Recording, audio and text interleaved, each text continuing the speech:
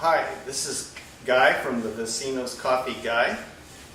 For those of you who regularly subscribe to this channel, we're on a journey to learn about coffee. And last week we talked about setting the grind. And we pulled shots and we weighed shots. And we talked about weighing out the coffee so that you have the right amount of coffee at the right grind to get the right shot. And the extraction time should be 25 seconds, give or take 5 seconds. And an espresso really is coffee brewed under pressure, contact time 25 seconds, give or take 5 seconds, producing 30 to up to 60 grams of finished espresso. So it takes an espresso machine to make espresso. This has a pump pressure that is set at 130 pounds. And it will push the right temperature water between 195 and 205 through finely ground coffee. And it will get out the emulsified oils out of the coffee. It will extract them out and get them into the cup. So we're going to pull a shot of coffee and give you an espresso shot and show you how it is supposed to be served. But before we do that, here's what we're going to do. I'm going to show you my setup here. I'm low on cups, but it's fine. It's the course of the day. And I have my syrups over here, and I have my plates. I have my cortado cups here. I have my macchiato cups here. I have my espresso cups here. I have my cappuccinos cup here. I have my latte cups here. Now, SCA is joined now, Specialty Coffee Association, is a combination of America and Europe. So sizes have changed a bit. And I'm going to give you more of the standard, although I think that you should have on your menu espresso-based drink, milk-based espresso drinks, and just list the size. You don't have to say this is a cappuccino 6 ounce, or this is a latte 12 ounce. Somebody may weigh it at 10 ounce. And so you could do any amount of ounce drink sizes and not even call them cappuccino or cafe latte or cafe mocha. So mocha is probably a good term because it's chocolate flavoring in with the espresso and the steamed milk. So here's what we're going to do to start with. We're going to show you the setup. Now I showed you the cups and how I have them, and this is a cup warming thing. The boiler is producing heat. These cups are warm, so it's not going to pull the temperature down greatly of the coffee or the steamed milk.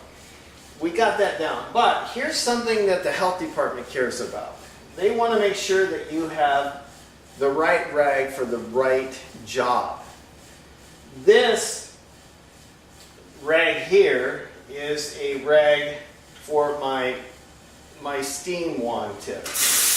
I can blow it off and keep it there. It is on a tray. Health department codes differ from county to county, state to state. I'm giving you what I have set up coffee bars. We have a rag here for the steam tip. We have a rag here for the drip tray. Okay, these are wet and damp. I have one down here that has a disinfectant bleach, and this is for the counter. And the health department wants to make sure that your counter is bacteria and germ free. Now, I don't like bleach on my steam tip, so I have a rag that's separate for that. I don't want to wipe off some of the stuff that will end up on my drip tray with my steam tip, because that goes directly into the milk. Now, granted, it's producing steam and it's raising the temperature, and it's going to kill some of the bacteria and the germs.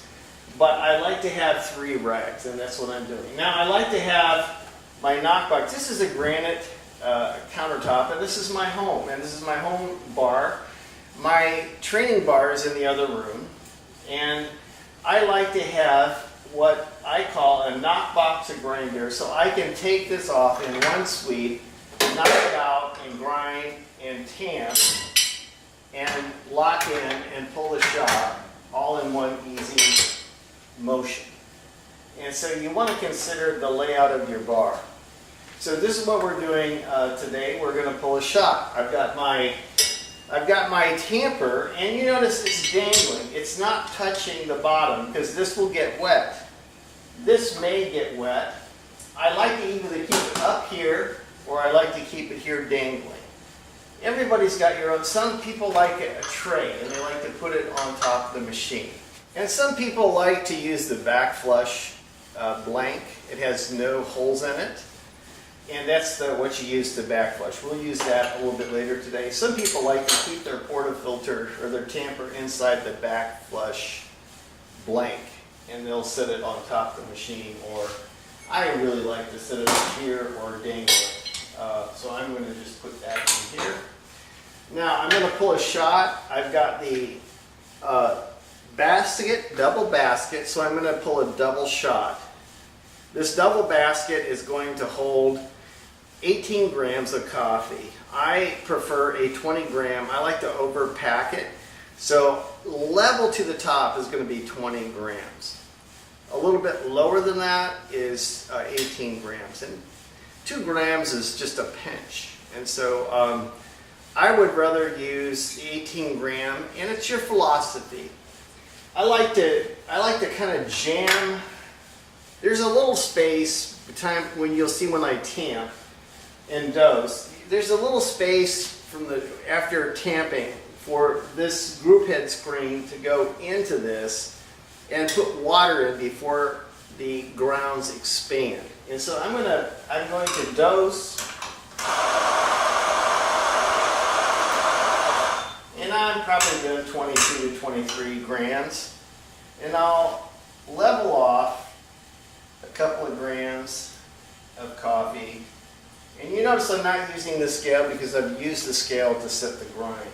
I don't use the scale for every shot. Now I would on a manual machine, but this is an automatic dose, so it's going to give me the exact amount of water every time. I'm going to tamp, and I'm going to suspend the portafilter in the tamp stand, and I'm going to push down at 12 and 6, and between 3 and 9, about 8-10 pounds of pressure. Take it out. I'm going to bump this, and the loose grounds come into the middle, and then I'm going to reincorporate those by pushing to 30-35 pounds. I'm going to polish by spinning, and I'm going to put this back up there where it's going to be dry. I'm going to tip this over to get the loose grounds out. I don't want the loose grounds grinding my rubber group head gasket. Okay, now this is a machine that tends to get a little bit hot if it sits too long. If you use it over and over and continually, it's going to level out. But you'll notice when I run some water through, it's got a little bit of hiss. That means the water is boiling and a little too hot, and I want it off boil. I want it between 195 and 205. Now, it stopped hissing. I'm shutting it off. I'm locking it in, and I'm going to put my cup in on this scale, and the scale is actually going to help me time it. It's going to go to 0, 0 out, and start. Now it's going to give me my timing, and it's going to give me my weight of my shot. And I want the water to be in contact with the coffee for about 25 seconds with 130 pounds of pressure, which is about 9 bars on my gauge. And I want that to stop about now. And I got just enough. I've got my timing down right, and I've got a good shot of espresso. You will notice that the crema on a 25-second shot is going to be just the right color. If it's over extracted, it's going to be a darker color, and it's going to be a bitter shot because you're getting the good out of the coffee for the first 25 seconds, and then the last 30, 32 seconds, you're going to start getting the bitterness out of the coffee. So I've got this. Now I'm going to serve this on a small saucer with a Demitasse spoon and a packet of raw sugar. I like sugar in the raw. Some people like white refined sugar, and this is how I would serve this coffee. Now, to drink this coffee, if you don't use sugar, and if you're in Europe, a lot of Italians, it's interesting because when you go to Italy, if you stand at the bar and you drink it down, it's one price. If you get waited on with a waiter, it's another price. And so I will see them line up the saucers like this with the cups on them, and they'll put packets of sugar and Demitasse spoons on each one, and they'll have, 8 or 10 of these lined up, and they'll just pull shot after shot and just slide them over, and everything is ready, and they're fast, and that's what they like to do in Europe. I don't like sugar in mine, but I do like a spoon because I like to stir it. Now, if I were to taste this coffee as it is, the first part with the emulsified oils in the top is more stringent and more, I won't say stringent, that's not a right term. I would say it's more citrusy. And then the second sip, once you get past the emulsified oils called the crema, and I'm stirring this now because I like to taste it together. The second one tends to be more floral. And the last one is more chocolatey because the coffee solids settle to the bottom. Now if you stir it, you taste the citrus, the floral, and the chocolate together. That's why I like a Demitasse spoon. So that's how we pull a shot. Thanks for watching. Subscribe to this channel as we will learn to, next we will do espresso macchiato.